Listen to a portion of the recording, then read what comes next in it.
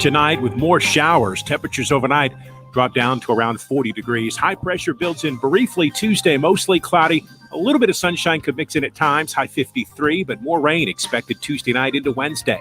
From the Weather Channel, I'm meteorologist Ken Boone on News Talk 760 WJR. It's time for Lions Review. Presented by MGM Grand Detroit, the king of sportsbooks. Now here's the voice of the Detroit Lions, Dan Miller.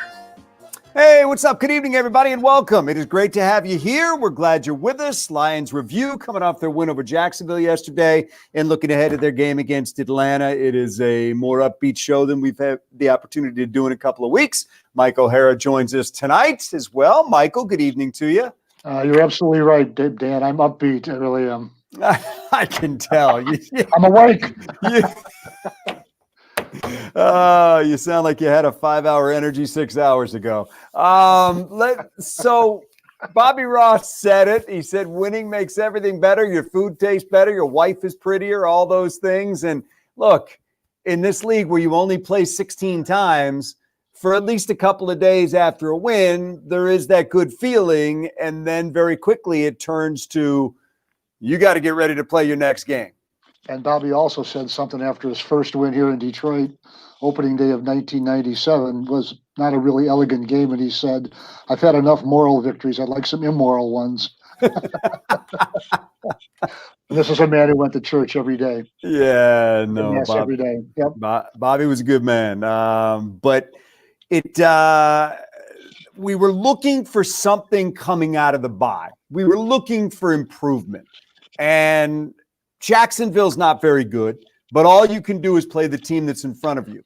And they took care of business. And that's what you're supposed to do in this league. So regardless of what team they were playing, all they could do was play their best game. And they played a significantly better game than we had seen them play before this season. That's progress. No, and this wasn't one of those games where guys are dropping balls and fumbling and they pull it out on a safety or a long field goal or an official's call late in the game. The Detroit Lions dominated that game. And you said you're looking for something. One of the things I looked at, and when I'm looking at the game, today and looking through some of the stuff, every time that Jacksonville made even a slight charge, the Lions answered back. Every time they scored, the Lions answered back with a score of their own. So it was like the big kids versus the little kids. The big kids kept their arm out, put it on their forehead, and the little kids never got any closer.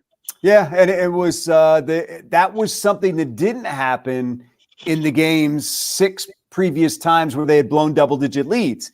They weren't able to keep them at bay. And there was a couple of critical times that we'll talk to the coach about, and we'll talk to Matthew Stafford about in this game, where Jacksonville got a little momentum. Jacksonville got a takeaway. Jacksonville scored a touchdown to get some momentum and pulled in 14. And the Lions answered them each time. And that's what good teams do, because there are ebbs and flows to an NFL game, but you have to be ready to handle that if you're a good team. And too often over those 6 consecutive losses, double digits, not consecutive straight, but 6 consecutive times they had a double-digit lead. The Lions had not handled those situations well. They did yesterday. When Minshew scored that, I think on that touchdown run and made it 24-10, I think it was. Yes. I started thinking to myself, this looks a little bit like Chicago on opening game. Yeah. Not as good a team, but a little bit. But they answered right back with a touchdown of their own, and that was the game. And no doubt it's over. Yeah. A lot of things to talk about coming out of that game yesterday. The way they had to shake up that offensive line, that's not easy to do in a game. And nor do teams normally go through all 8 offensive linemen that are eligible. They were down to nobody left. I mean, I guess maybe it would have been Jesse James next or somebody like that, or swing a defensive lineman around. I have no idea, but they were down guys. And they responded. They did a nice job. Yeah, and I agree with that. And one of the things, they had some issues during the week with Frank Ragnow with a groin injury, and so they were able to prepare for that during the week. But when you get into the game itself, and guys start going down at the same position, they lost, the right tackle and the right guard to dehydration. I didn't know it was that hot there in Jacksonville, but apparently it was. So all of a sudden you're patching on the fly, and that's an entirely different thing. So give credit to the coaching staff, Dan, on that, because of what they did on the fly to keep that offensive line together. And somewhat interesting that on a day in which they had that kind of disruption within their offensive line, they dominated the ball on the ground. They controlled the game by utilizing their running game. Now, look, again, Jacksonville's defense had struggled, but those are NFL players, and you got to go out there and handle your business, and they did. And, I was trying to think today, Mike, and I was too lazy to go back and look it up, but how many times Matthew Stafford has had a game where his running backs have totaled over 160 yards rushing? It's not many. That's my answer too. I looked it up. Not many. Yeah, you're right. Precisely not many. I looked it up. Precisely not many. We go to the same sources, but no, and 100-yard receiver and 100-yard rusher.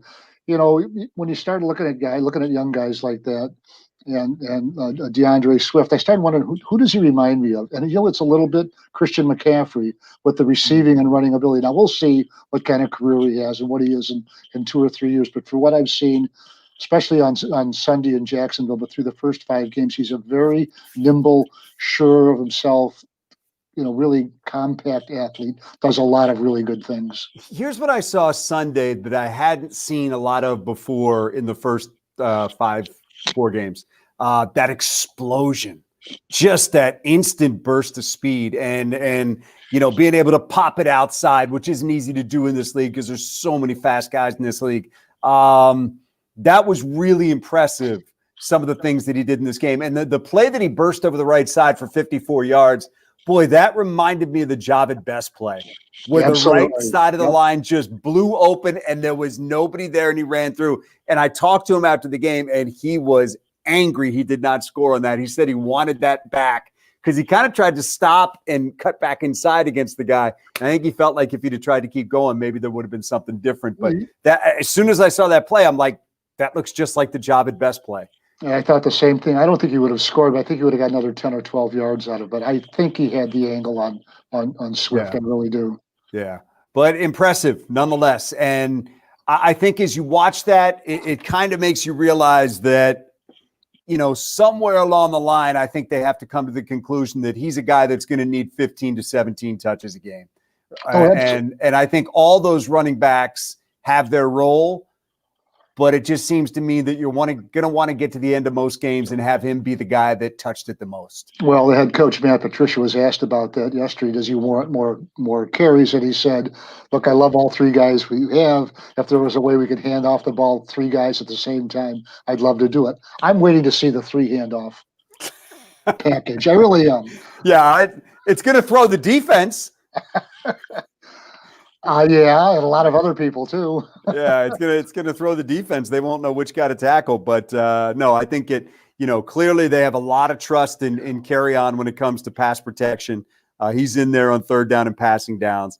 Adrian Peterson's still very effective when you look at him on 1st and 2nd down, taking handoffs and can catch the ball out of the backfield. But when it comes to just that explosiveness, there's something about Swift. Look, yesterday was the reason everybody was excited on Friday night of draft weekend on display, because yesterday was what we saw at Georgia. On that Friday or after the first round of the draft, Tim Twentyman, like I said, my writing partner at DetroitLions.com, I said to him, if I'm Matt Quinn, I'm not Matt Quinn. If I'm Bob Quinn, I want to trade up to get the first pick of the 2nd round. I want DeAndre Swift because that was my projection in the 2nd round. Now, turns out they didn't have to do it, but that's what I thought. What I thought was really cool about the whole thing? After the 54-yard run, he doesn't tap out and go to the sideline. He stays on the field. And got the ball on the next play. He got the ball on the next play, and then I guess there was that the quarter ends. They've got 1st and goal at the 4-yard line. He carries 3 straight times and goes over the top for the touchdown. So think about that.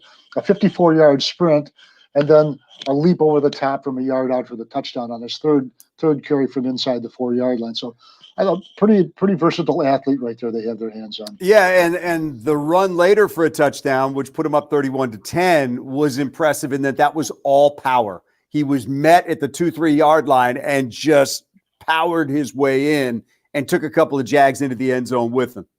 And he always keeps his feet moving too. That's another thing about him. He's always got something going there. So I think they've really got themselves a football player there in DeAndre Swift. And the other thing, somebody asked him about atonement or redemption for the drop in the first game, and he said, "Look, I'm not that player. I know who I am." Pretty good answer. Yeah. And again, people don't misconstrue this. I mean, there's still a lot to like about the other running backs on this team. I mean, Kerryon Johnson is a really, really good football player. Adrian Peterson speaks for himself. Even at the age of 35, he still is able to take the ball, incredible vision, find a hole, and be a productive runner. And it's hopefully this is the sign of something going forward, that they can get this running game going. Again, it's 1 week, and you've got to go out against Atlanta and do it again. And that's when you know you're turning the corner and becoming a good team, is when you could do something like that consistently. Let's take a break. We'll come right back. This chat with Mike O'Hara brought to you by Comerica Bank. Experience full-service banking at Comerica Bank. Learn more at Comerica.com. Coming up, you're going to hear from Lions head coach Matt Patricia. Had a chance to chat with him about the game. Matthew Stafford, a little bit later, had a chance to talk with him as well. And Mike will have his call of the game coming up a little bit later. We look forward to that as well. So stick around. We got much more coming up on this edition of Lions Review.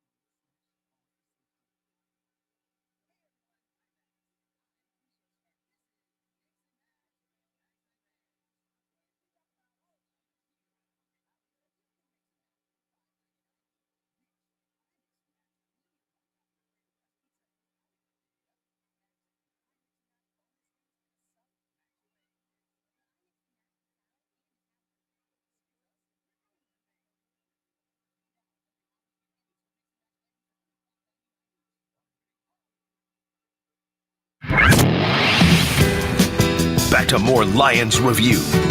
Presented by MGM Grand Detroit, the king of sportsbooks. Here's Dan Miller.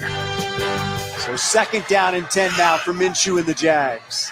Lions show 5 across the front. They rush 4. Minshew hit from behind. That ball's free. It is free on the ground. Knocked away by the Lions and recovered by Detroit.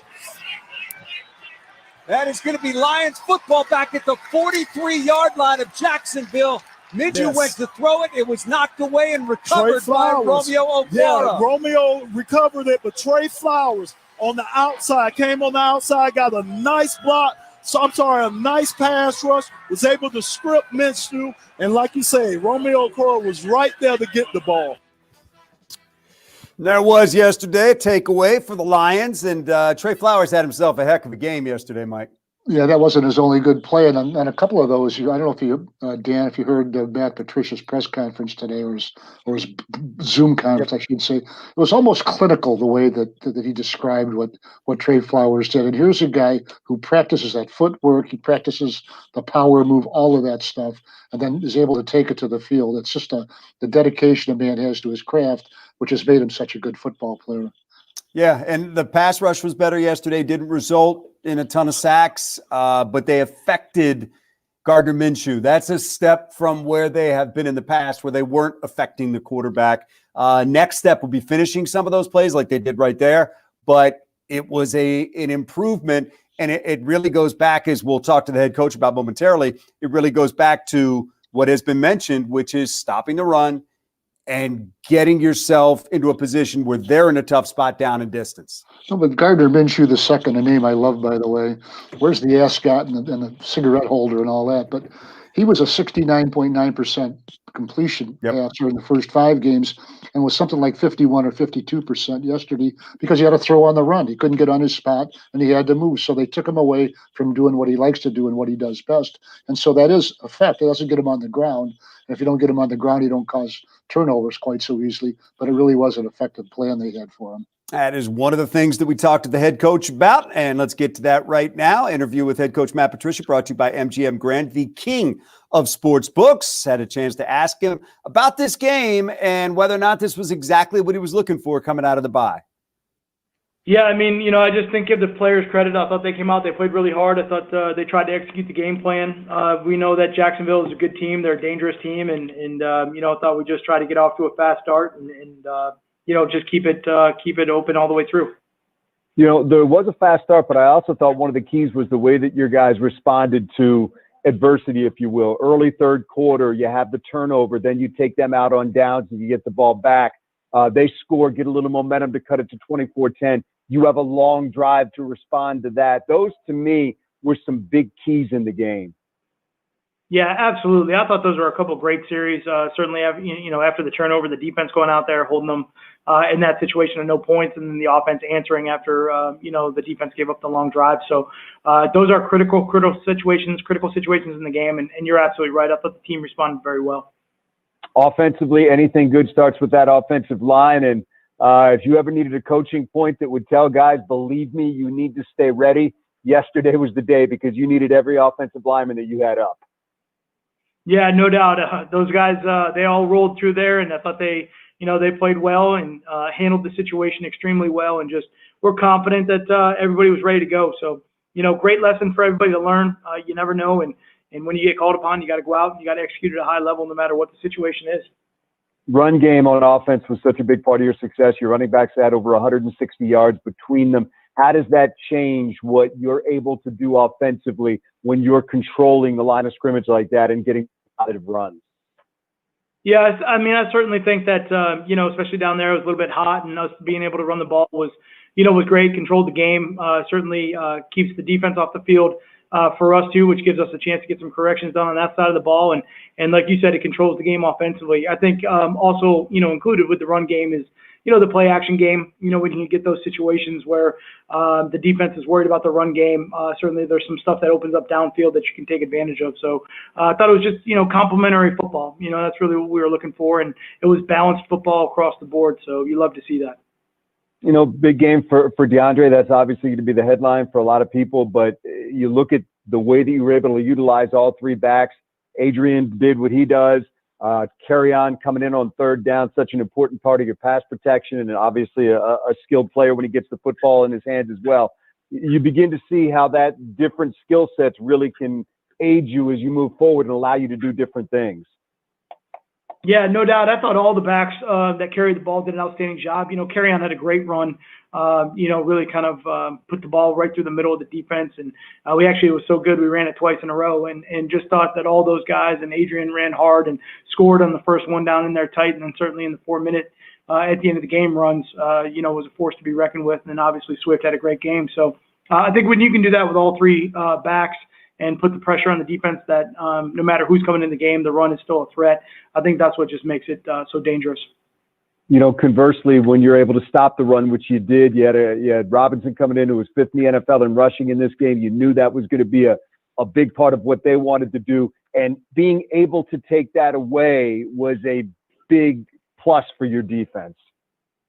Well, it certainly, we knew it was going to be a big challenge, and they've done a great job with the run game. But, I thought our guys stepped up to that. I thought they really were trying to, make a huge effort to, stop the run and give us a chance to go out there and play some pass coverage and rush the quarterback a little bit. So they go hand in hand, and in that way defensively, it was critical for us to do that. And that's something that Trey had talked about during the week. It's something that you had talked about during the week. And it is that winning on first down and second down that puts them in the disadvantageous position of having third and long, which allows you to then be a little more aggressive in getting after the passer. And we saw that in this game. It's a perfect example. Yeah, it was really, it was critical for us to be able to do that. I think one of the things we looked at in some of the first four games we saw is that we couldn't, just couldn't get the offenses in those third and longer situations. Everything was third and short and, just controlled passing games, which, the ball's going to come out quick and you're not really going to have a chance to get to the quarterback. So it was good to have a couple of those opportunities. It was good to get that on tape and really, for the players to get a chance to see that and understand, all the stuff that we have been talking about. And I know you wanted to finish some of those plays, maybe come up with some more sacks, but there is certainly a case to be made. In yesterday's game, you could see it. The interception by Duran came because of pressure from Jelani. You don't get a sack there, but you do get a takeaway. You don't always have to necessarily get the quarterback down to really impact the game with that pressure. Yeah, no doubt. And there was actually probably a play in the series before that where we had another pressure. Jamie Collins ran through and he did a great job of just, running through the running back. And certainly, the quarterback feels that. So the next one that we had where Duran had the interception was another similar situation where the running back had to step up and block a linebacker. So, those plays all kind of tie together, and they build on top of each other. And you just always understand that, every play affects the next. And if you can get that pressure, even though you may not necessarily get there, it does have a positive outcome. A final thing, I know you've already moved on from this game. Just a thought moving forward to the Falcons. Every week is different, but you want to be able to build and start stacking good days on top of good days and then good games on top of good games. Yeah, no doubt. Obviously you want to try to, take the momentum from that standpoint and build on it. But, we know the games are different. This is going to be a different team. Atlanta is coming off a huge win yesterday, and they're going to have confidence too. And we just got to go back to work. That's the bottom line for us. We just got to put a good week of work in and see what happens. All right, there it is. Lions head coach Matt Patricia talking about the win over Jacksonville and getting ready now for Atlanta, and that is next up for them, and it will not be easy. This is an Atlanta team that fired their head coach, brought in a new one, got a big win over Minnesota yesterday, and as surprising as what the Falcons did right now to see the Vikings struggle the way that they are, Mike, I did not see that coming. No, I picked them to win the NFC North. I had the Lions second, Packers third, and the Bears fourth.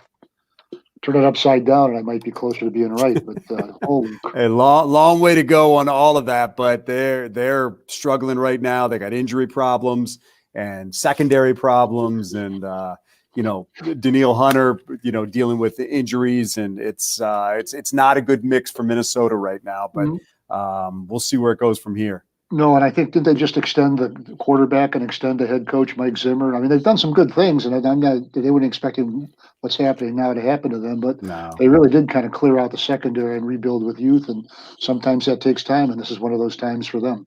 All right, take a break, come right back. Much more coming up here on Lions Review. Stick with us. Fox News, I'm Rich Dennison. President Trump today criticizing National Institute of Allergy and Infectious Disease Director Dr. Anthony Fauci during a conference call with his campaign staff. Every time he goes on television, there's always a bomb, but there's a bigger bomb if you fire him. But Fauci's a disaster. Dr. Fauci is one of the nation's leading experts on infectious diseases and currently serves on the White House Coronavirus Task Force. U.S. coronavirus deaths are now approaching 220,000. Iran is seeing a spike in deaths from COVID-19. At least 30,000 have fallen victim, the worst death toll in the Mideast. A resurgence in cases overwhelming hospitals. Another reason, though, for the crisis, experts say, is a reluctance of Tehran to lock down an economy hard hit by U.S. sanctions, following the Trump administration's 2018 pullout from the Iran nuclear deal. Fox's Greg Palcott. America is listening to Fox News. I-94 eastbound after Connor. An earlier accident has cleared. All lanes now open. 375 southbound between Larned and Jefferson Avenue. Emergency road work in this area. All southbound lanes closed through early November. I'm Peggy Hodge, WJR Traffic and Weather First. Cloudy skies and chilly for us here tonight with more showers. Temperatures overnight drop down to around 40 degrees. High pressure builds in briefly Tuesday, mostly cloudy. A little bit of sunshine could mix in at times, high 53, but more rain expected Tuesday night into Wednesday. From the Weather Channel, I'm meteorologist Ken Boone on News Talk 760 WJR.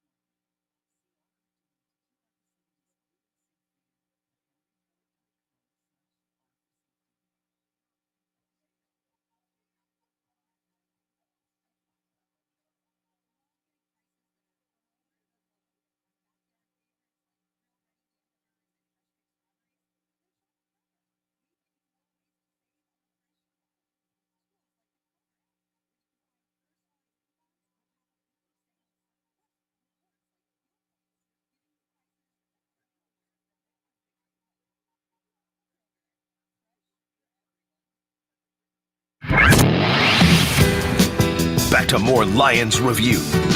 Presented by MGM Grand Detroit, the king of sportsbooks. Here's Dan Miller. DeAndre Swift in there at running back. Stafford hands to him. Swift hesitates. There he goes. Big hole. 40, 45. It's a foot race to the 50. Swift to the right side. 40. Cuts back at the 25. And he's taken down at the 21-yard line. Only man between him and a touchdown was Gerard Wilson. And that's a big-time run for DeAndre Swift. 54 yards. Yeah, it was. It was fun to watch. He was out of there like a bolt of lightning, and what a job they did on the offensive line to open a hole that my friend Mike O'Hara could have run through. But not at 20.7 miles an hour. No, that was one of the next-gen stats. They had him, or whatever they call those things, they had him going 20.7 miles per hour. I don't know where that ended up in the day, but in the first hour or so, it was tied for the highest rate of speed that anybody had hit on that NFL Sunday. So there was a burst coming through there. It was fast enough. Let's put it that way. Yeah, it's good when you don't get touched. It's easy to get to max speed when it's just like you're coming out of the blocks in a race. Yeah, in addition to what the offensive line did, Dan, I think like Jesse James, one of the linebackers, I thought had a nice game too. Really been supporting the running game. Really doing a good job of blocking out there. He's a big dude, man. He's big enough to be an offensive lineman, and he's a willing blocker, and that's one of the reasons that they brought him in. I know it hasn't worked out offensively the way that he wanted to, or maybe even the way that the team envisioned, but that may also get back to the old, I'd like to hand it off to all three of them at once. When you've got Galladay and Marvin Jones and Amendola and TJ Hawkinson and all those backs, it's tough to find enough footballs to spread around to make everybody's stats look maybe the way that you envisioned them going in. And if you look at the box score, was it 10 or 11 guys got at least one reception yesterday? So Matthew Stafford, if you get open, he'll throw you the ball. He doesn't care who you are, what your status is. Just get open. You're going to get the ball. He's always done that. Yeah, no question about it. Before we get to Matthew, one other guy I wanted to throw out there was Kenny Galladay. Just, what a freak. I mean, he's a terrific player. And there's a little looks like there's a little Calvin trust that Matthew has in him where he'll throw him those 50-50 balls and just say, go get it. We'll feature him in the call of the game later, but that 50-yard pass, it's just, they catch him in an offside. It's a free play and it's automatic. Galladay knows what to do. Stafford knows where to go. Bingo. They get a free 50 yards out of it. That's what the word you used was perfect. Trust. Yeah. Matthew knows that Kenny's going to do the right thing because he wants the ball. And what's wrong with that? Yeah, he really has developed into just a terrific receiver and has done a great job for this team. And having him back, you can see what a difference it makes in the offense. And got to keep it going because we'll talk more about it coming up in just a couple of minutes. But this is going to be a tougher test than maybe their record shows against Atlanta coming up this week, as they have got some players. And we'll dive into that a little bit more coming up. Let's get to Matthew Stafford, brought to you by Henry Ford Health System, the official healthcare provider of the Detroit Lions. Had a chat with the quarterback today, and first thing we talked about was just a win that really was one that involved everybody on the team victory, all three units. Yeah, it was a complete team win. I think all three phases played really well, like you said. Defense did a really nice job of holding the score down, and then we were able to move the ball pretty consistently throughout the day. I thought our run game was great. Made enough plays in the pass game to make some big plays and get the ball down there and score. So it was, all three phases helping each other out, and that's the way to play complementary football and win games. You said after the game wasn't one of your best. There was some you'd like to have back, but you just mentioned it. It's nice when you turn around, hand the ball off, and those guys rack up 160-plus yards on the ground. It takes some of the pressure off the passing game. Yeah, I think it was one of those games where we just realized kind of early on that our guys up front were really winning the line of scrimmage. And when that happens, you just start feeding them. And I think that was awesome by Coach Bevel getting those running backs involved. He understood that our guys up front were winning and our backs were making good reads and big plays. So just kept giving them the rock. And I was fired up to watch it. I had a great view from behind the line. The guys ran well and blocked well, so it was fun. Yeah, and when you have an offensive line that has to shake things up multiple times during a game, that's really saying something. I don't know how many times you've played where all 8 guys have been pressed into service like that. Yeah, it was dicey there for a minute. I really didn't know what was going on. We kind of rotate every once in a while to keep guys fresh anyways, and then all of a sudden I get the word we're down to 5 or whatever it was, 5 or 6 of them. I'm like, it happened fast. It was great by those guys to step in and play as well as they did. I was proud of them, and it was a good win. Two moments I want to go over with you in that game that I thought were really key. Early in the third quarter, you throw the interception, but defense comes out and stops them on downs. And that's an example of picking each other up because they had a chance to really grab momentum there, but you guys were able to shut that down. Yeah, it was huge. We talk about it all the time. If defense gets a turnover, we're doing everything we can to try and go score. If we turn the ball over, defense is doing everything they can to try and stop them. Obviously, that was a huge play in the game. Try not to turn it over. I mean, that's one that I'm going to live with. If I'm throwing it and they're batting at the line and picking it, that's going to happen. But huge plays by our defense to get off the field there and get momentum right back for us. And then, Matthew, they do score to make it 24-10. And look, I think we've all seen what's happened with some leads here recently. There might be a little feeling of, oh, no. But you guys come right back on the field, 75 yards, 9 plays, almost 5 minutes off the clock to grab momentum back. Was that a conscious moment in your mind where you're thinking, all right, they've made their move, we need to answer now? Yeah, I think anytime the other team scores on offense, we're thinking let's go answer. No matter if we have the lead or if we're behind or the game's tied, just an offensive mentality of when the other team scores, we're trying to go answer. And we were able to do it on that drive. Like you said, time-consuming, long drive, give our defense a little bit of a breather and able to punch it in and get 7. That was huge. Almost a little killer instinct there, Matthew? Yeah, a little bit, almost. That's right. We'll take it. Did you like Orlovsky a lot better when he wasn't a talking head? Orlovsky's my guy, man. He's a great friend. He's got to say what he's got to say, but I'm not too worried about what goes on in the media. No, we're kidding, and I'm proud of him because he's doing a great job, and it's been fun to watch his rise, but it was also fun to watch you guys go out there and answer them like that. How do you keep it going? Because this is fun, this is great, but it only matters if you keep stacking them on top. Yeah, there's no question. This is what have you done for me lately, league, and we got to go out there and prove it every week. Obviously, Atlanta played really well last Sunday. I think they're, probably the best 1-5 team I've ever seen, 1-4 or 5 team I've ever seen. They're super talented on offense, got really good playmakers on defense. I mean, it's a huge challenge for us. We got to go to their place. It'll be a big challenge, but we just got to make sure we have a good week of practice, come out and prepare to win.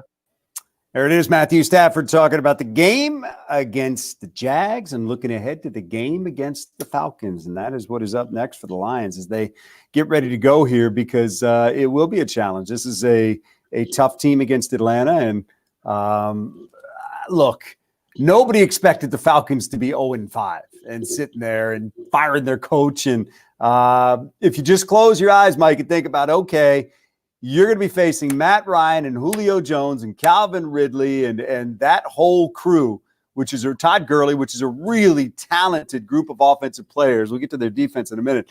But your Lions defense that more often than not this year has struggled. You're going to find out something about your defense coming up this week because that's a tough group that you're going to play against. Well, if you struggle against the run, you're going to have problems. If you struggle against the pass, you're going to have problems. Yeah. If you struggle against both, you're going to have double problems. But they've picked it up. They found something during the bye week, I think, from the coaching staff, which they're able to impart to the players who are able to take it on the field at least for one game. We'll see if it carries forward to a better Atlanta team. I think there's no doubt that the Falcons are a better team than the Jaguars. And they've got a good quarterback, Matt Ryan. He and Matthew Stafford are friends. That's been known for some time. But I don't think Matt Ryan's quite the quarterback he was 3-4 years ago when he took that team to the Super Bowl. Didn't people say that about Drew Brees right before the Lions played the Saints? Well, they were right for one play. I said that, okay? Yeah, and then here's the question, and I don't mean this in a flip way, but here's what we'll find out. Did they find something during the bye, or did they find Jacksonville? That's what we're going to find going forward about this defense is did they truly find something that can lift them up and kind of elevate their play the rest of the way, or did they do what they should do and handle their business against a team that isn't very good? Well, I think a little bit of both, but I don't think there's any doubt that they played better ball. There's no they did, but it's football. It's as Matthew just said. It's what have you done for me lately, and it's that next one on your schedule. If we're sitting here next Monday night and talking about the fact that Matt Ryan threw for 3 touchdowns and 326 yards, that's going to be a problem. Look, if they play well and it's like a 24-23 game or something like that, okay, then they played better football. But Win or lose. Win or lose, yeah. No, I'm asking you, win or lose 24-23. Don't say lose because nobody wants to hear that. Nobody. Look, it's time for some immoral victories. Isn't that what you said? No, Bobby Ross said it. And I okay. All right. Because I like immorality. But no, look, the Falcons are like 3-point favorites when the line opened up. It opened up at 1.5 and it went to 3. That's not exactly a ringing endorsement of the Atlanta Falcons. I think the Lions have more good football players on their team than they've shown at times this year. I like the Lions to win this game. I like the Lions come back. They're 3-3, and the drive starts, Dan. And then they got the Colts coming in, and we'll have to get to that down the line. But no, yeah. And look, I tend to agree with you. I think they're better than they have shown. But part of that is you and I looking at it on paper, and they don't play games on paper. No. So you got to go out there in Atlanta and prove it. And I think it's going to be a very interesting game to see exactly what you brought up. Did they find something? Can they keep it going? Can you slow down a Todd Gurley in the running game and put the game on Ryan and then kind of get after him a little bit and make him miserable? Because, boy, if he's got time back there with the talent he's got at receiver and tight end, be a tough day. Well, Dan, I don't think if it's a scoring game, just an offensive battle, I don't fear the Lions' chances there because I think they can score. I think they got enough good offensive players and they're developing their offense, playing it the way they want to play it now. I don't fear that. Now, look, it'll come down to shut either team who can, make a big stop defensively and turn the game. But if the Lions can do that, but I don't fear them being shut down by the Falcons' defense at all. Yeah. Not at all.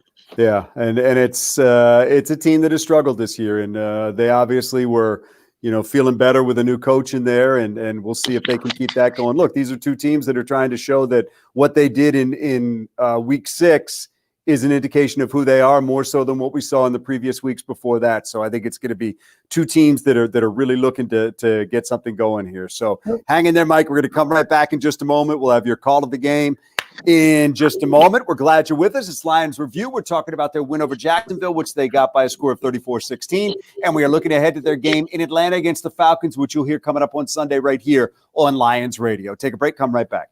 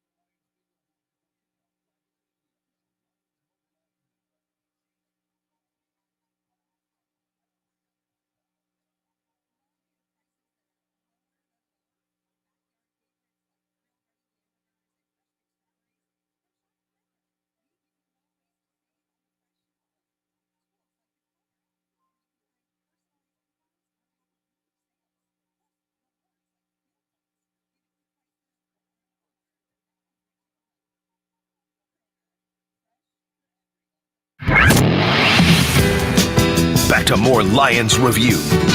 Presented by MGM Grand Detroit, the king of sportsbooks. Here's Dan Miller. Stafford out of the gun. Peterson to his right. Mackey wasn't ready for the snap. It came. There's a flag down. Stafford throws deep downfield. Wants Galladay up for grabs. Oh, Kenny did it again. He's got it inside the 10. Galladay went up and over the defender and hauled it in. You are something else. Every time you think you've seen it all, Galladay just makes another play. And how about that quarterback? Stafford saw the penalty flag, knew he had a free shot because the Jags had jumped across. 55. This penalty's declined. It's a first down. And that is a heads-up play by Frank Ragnow as well at center, who saw the movement, knew he had the penalty, and snapped it. Even though Stafford wasn't ready for it, that's Ragnow's job. As soon as he sees that, snap it. Stafford hauled it in, and quick recognition on his part, and everybody just boom, boom, boom, clicked on that play. Yeah, the thing about that's an automatic, and I'm glad you pointed out the Ragnow part in it, because he talked about that in his Zoom interview today, that he has a license to snap the ball if he sees it, and he saw it clearly. Matthew wasn't quite ready for it, but ready enough. He just not like he drilled it back there. He gave him a ball he could handle, and it was an automatic on all center, quarterback, wide receiver, and they all caught it at the same time. That's what you get from practicing. That's what you get from repetitions, and it paid off as the 50-yard pass right there. Yeah, no question about it. Hey, one of the headlines from yesterday, surprised by Tampa Bay so far? I didn't know if a 43-year-old quarterback was going to do this, but 38-10 over the Packers. Come on, man. And that was a beatdown on the Packers, too. You know what it looked to me like? It looked like Aaron Rodgers says, I had enough. You beat me today. I had enough. Yeah. He looked like he tapped out to me.